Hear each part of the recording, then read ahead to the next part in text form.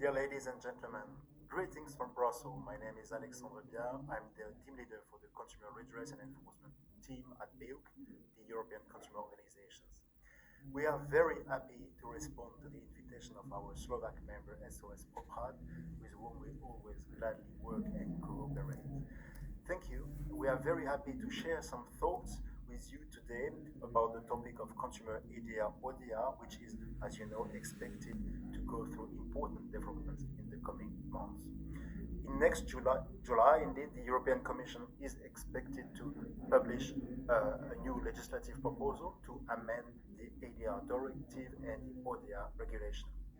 As you may know, the European rules were adopted more than 10 years ago, and they are in need of changes, of updates today to make sure that consumers can still benefit from ADR across Europe. In recent years, ADR bodies have shown their importance and relevance for European consumers. If ADR was still relatively a new word 10 years ago, at least in some countries, things have progressively started to change.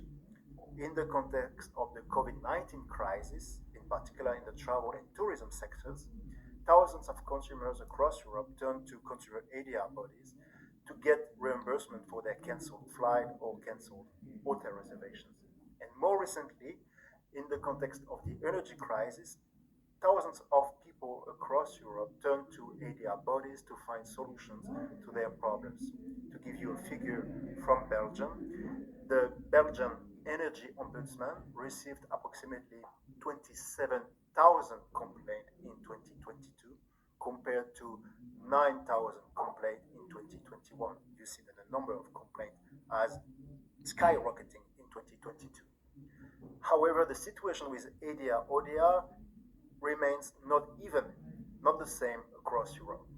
In some countries, ADR is relatively well known, well established, but in others it has still failed to take off.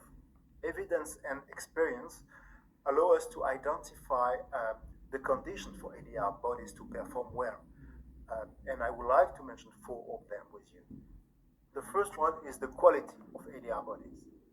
ADR bodies must act independently, and this is a very important issue, they must be seen as acting independently.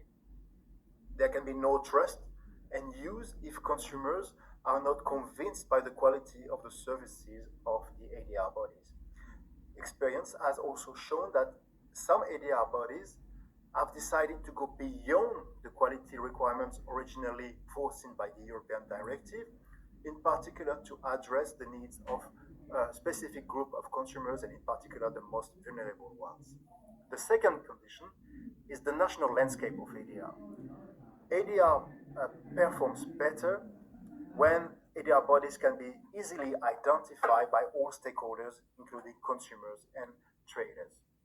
To give you an example from my country, France, France counts approximately 100 ADR bodies of various nature, but this high number tends to create some confusion in the mind of consumers and traders who may not know to whom they should turn to when they experience a problem.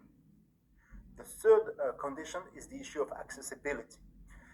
Many consumers, in particular the most vulnerable ones, still do not know what ADR can do for them, what ADR can offer to them. Some ADR bodies in some countries have decided to go local and to talk to consumers on the ground, to go to consumers where they live.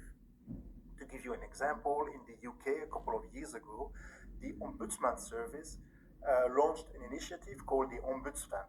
The Ombudsvan was a bus traveling throughout the UK and talking to people on the ground in public spaces, markets, poorer neighborhoods to explain the work that they are doing, to explain the services that they can offer to consumers.